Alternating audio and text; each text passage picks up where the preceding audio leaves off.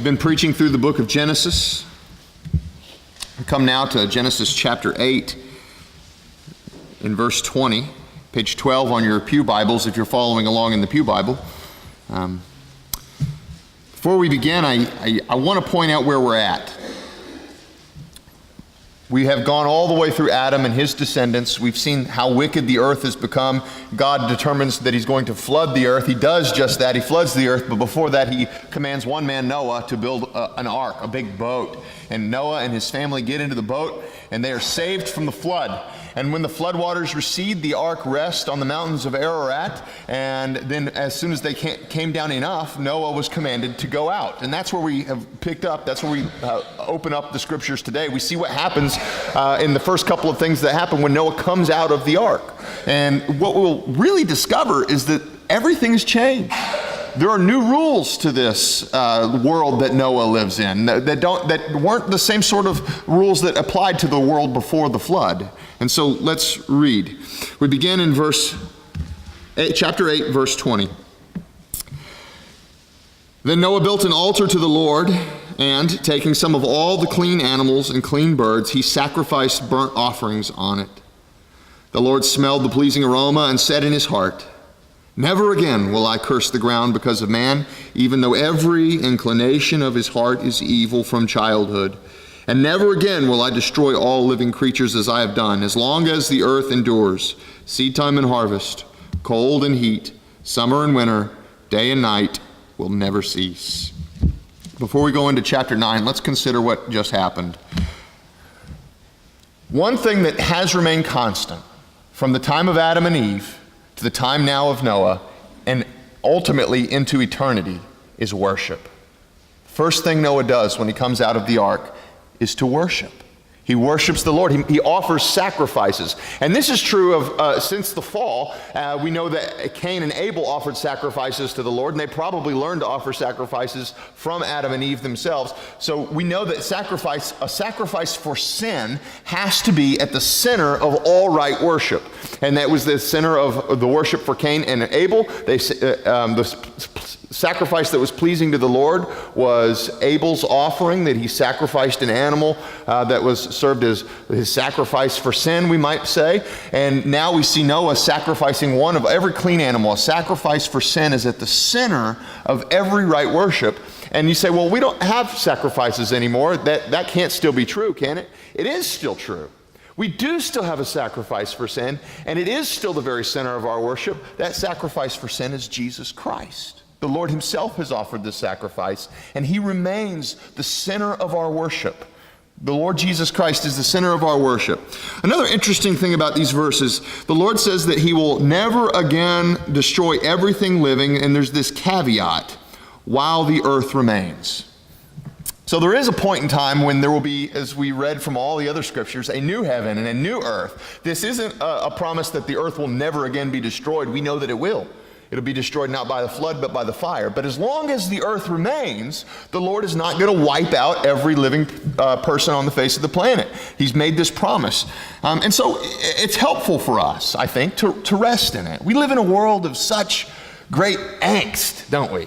So many things that could go wrong. Could we be wiped out by nuclear war or global warming or all the other threats that are right on the horizon? And yet we as Christians can and should rest in this promise. We know that all of the living human beings are not going to be wiped out again. There's not going to be another global catastrophe like that as long as the earth remains, until the Lord issues in the new heavens and the new earth. Another interesting piece, we again circle around to what we call in Reformed circles the doctrine, the teaching of total depravity. To see these verses, it says, "Never again will I curse the ground because of man." Why? "Even though every inclination of his heart is evil from childhood." Now God just saved Noah and his family, supposedly because they were righteous in their generation, and so there's no people left on the earth except Noah and his sons, and yet God still says this, every inclination of his heart is evil, even from his birth. And this is true not just of Noah. It's true of all of us. All of us are ultimately, apart from God, all of us are ultimately motivated by selfish ambition or vain glory. And sometimes we disguise it as noble action, but this is the way that our heart responds. We want to have ourselves at the center. Every inclination of the heart of man is evil, is wicked, apart from the intercession of God. Apart from imposing Christ in us, we're utterly depraved, totally depraved. But what's interesting here is that the Lord knows this.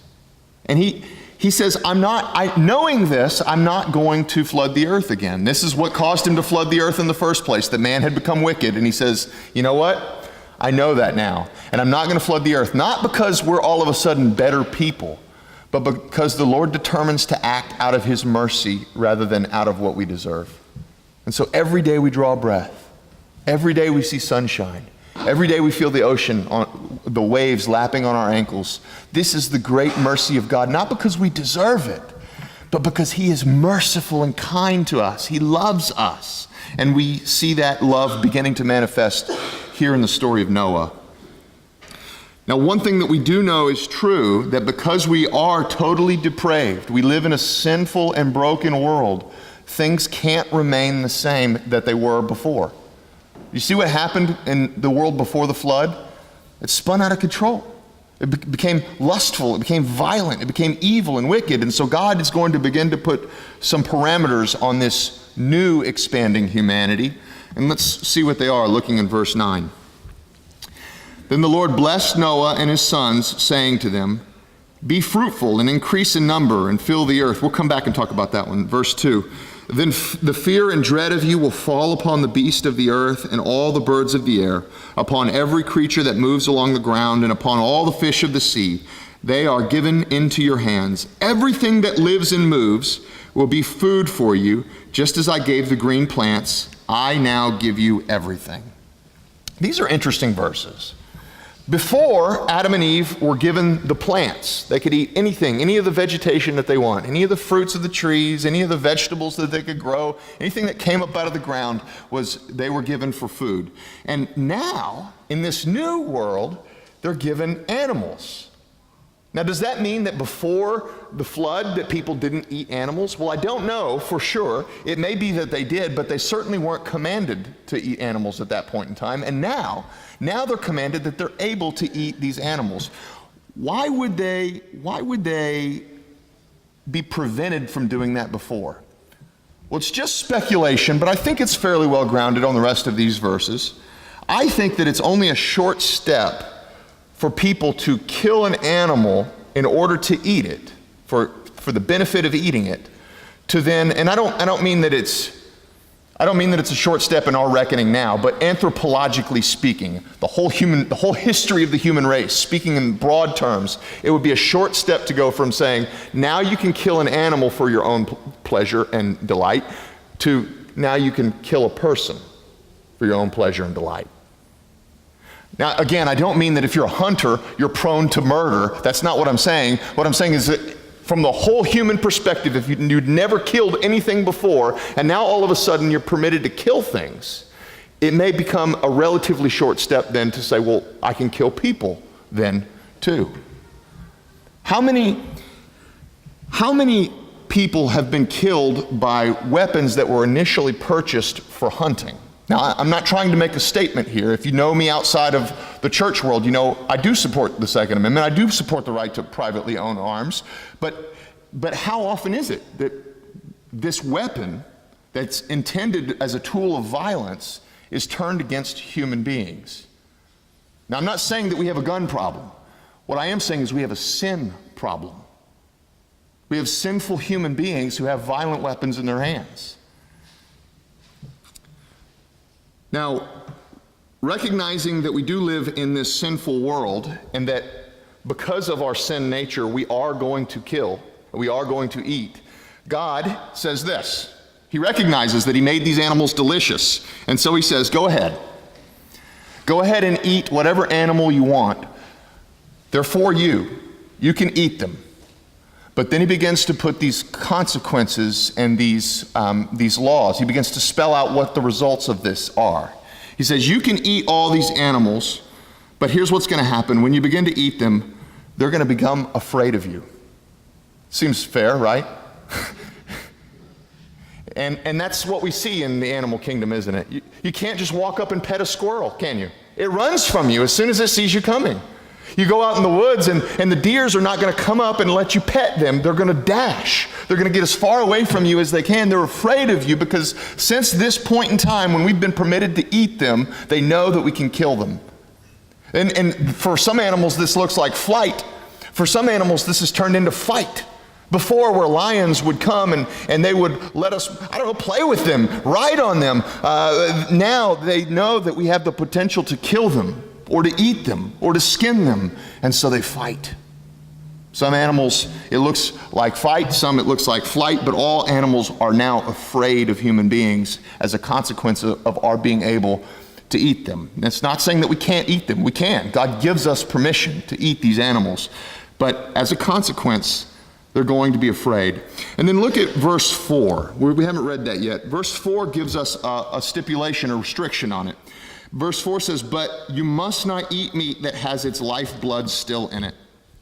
Have any of you guys ever eaten frog legs before? I have. I've eaten frog legs. They're pretty good, especially if you fry them up just right. So I've had frog legs and enjoyed it. But what this is saying is that, yes, you can eat frog legs. But no, you can't catch a live frog and bite his leg off.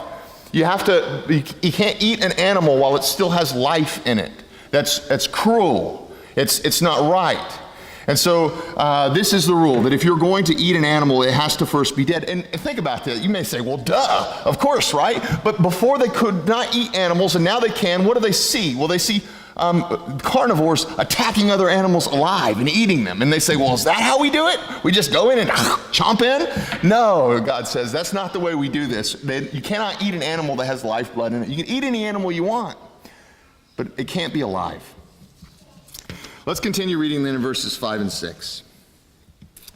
"And for you and for your lifeblood I will surely demand an accounting. I will demand an accounting from every animal, and from each man too I will demand an accounting of the life of a fellow man. Whoever sheds the blood of a man, by a man shall his blood be shed, for in the image of God has God made man." So in this verses we see here, regardless of where we fall on the spectrum on our opinion on this issue, we do see capital punishment. Whenever you shed the blood of a man, by a man your blood shall be shed.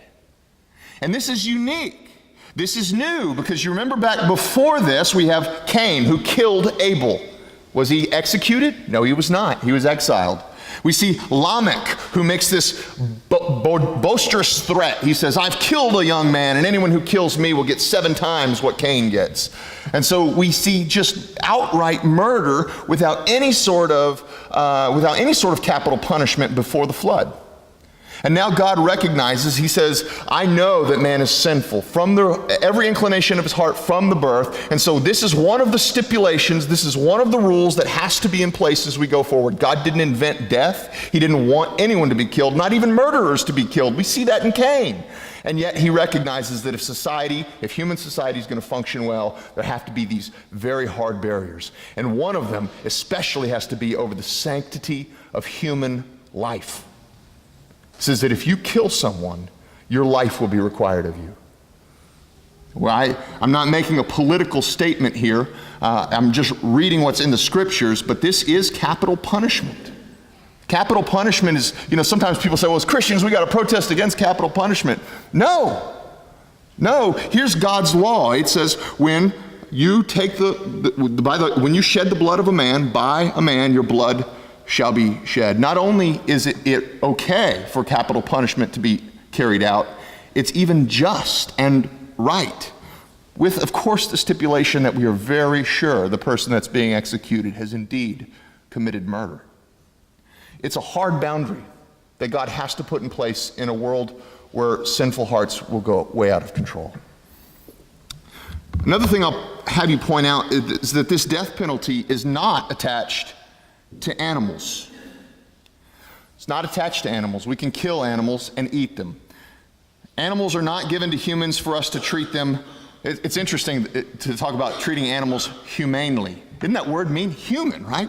We treat animals humanely. We don't treat animals humanely. And we shouldn't treat animals humanely. If we understand, strictly speaking, that means to treat them as humans. Because humans have the unique distinction of bearing the image of God over and above the animals. We live in such a world that wants to to blur these lines and say, animals are basically, they have the same sort of rights as humans. Animals are the same as humans. And then on the other end of the spectrum, they want to say this too: humans are basically like gods. They want to blur the distinction in the order of creation from creator to image bearer to animal. But those distinctions are real and they're in place. So we are able to keep animals, to kill them, to eat them. All of these things have been given to us. Now, I will say this. This is not a license for us to treat animals cruelly. Proverbs 12:10 says this: "A righteous man has regard for the life of his animal, but even the compassion of the wicked is cruel."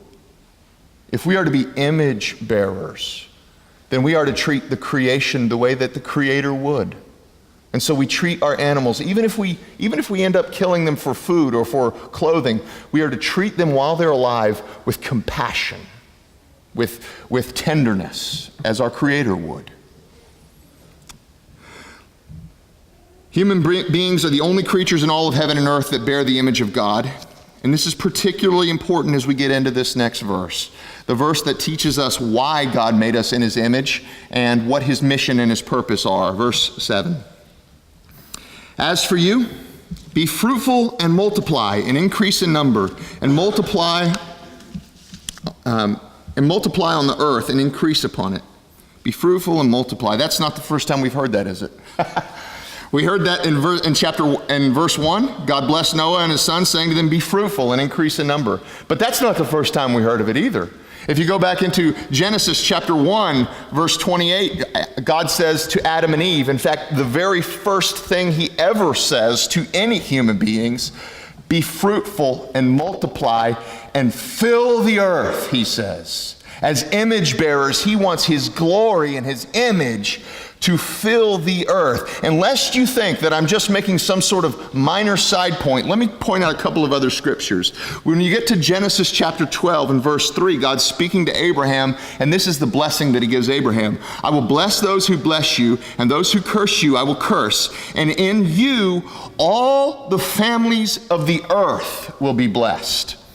And then Psalm 46 verse 10, this is one of those interesting verses. You'll see it on coffee mugs and t-shirts and keychains. It says, "Be still and know that I am God." Have you heard that before? Be still, know that I'm God. Did you know that's only the first part of the verse?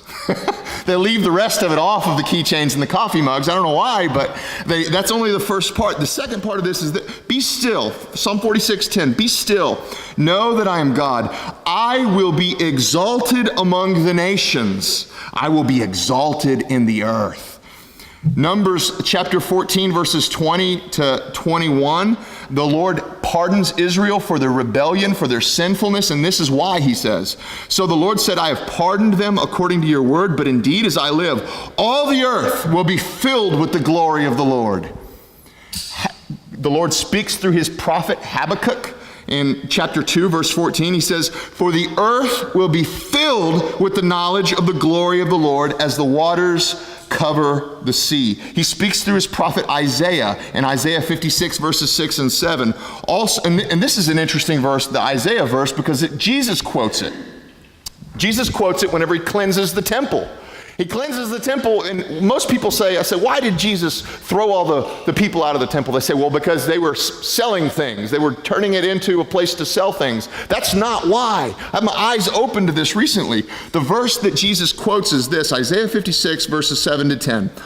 "Also the foreigners," that's not Jewish people, "the foreigners who join themselves to the Lord to minister to Him, to love the name of the Lord, to be His servants, everyone who keeps from profaning the Sabbath and holds fast to my covenant, even those I will bring to my holy mountain and make them joyful in my house of prayer. Their burnt offerings and their sacrifices will be acceptable on my altar, for my house will be called a house of prayer for all the peoples. The issue was not that they were selling money in the temple. The issue was that they had closed off the temple to people of all the earth, that the glory of the Lord would fill the earth.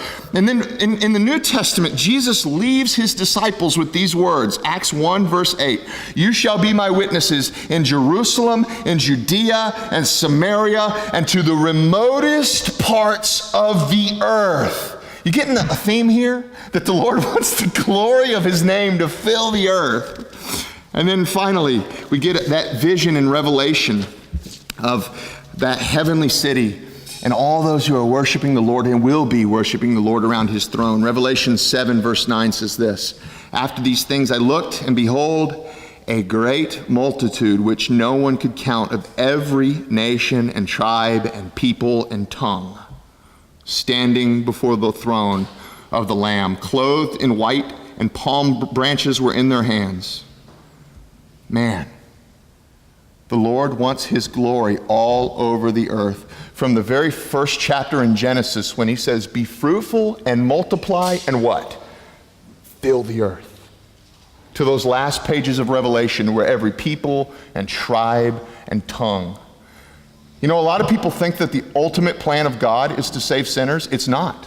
Did you know that? The ultimate plan of God is not to save sinners. That's maybe the penultimate, you might say. It's maybe next to the most ultimate plan. The ultimate plan of God is to make his glory known, to fill the earth with it. And so if we are to be a part of God's ultimate plan, we're to be a people who are filling the earth with his glory. As he told Noah, "Be fruitful, multiply, fill the earth." There's coming a time when, just like God gave Noah a new instructions for a new creation, we too will have a new creation to live in, a creation where there won't be death, friends. Every tear will be wiped away. Everything that's sad will be gone and undone. Death will be no more.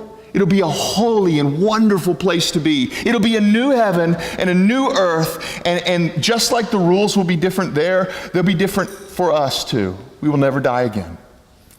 But that won't come until we stand around the throne with every people, tribe, and tongue. And the exciting thing is, we have the opportunity right now to take a step closer to that new creation. Maybe even to cross the finish line, to get there in our lifetime, in our generation, to make every people, tribe, and tongue, to fill the earth with the glory of God. May this word be to the glory of God and for the joy of his people. Amen.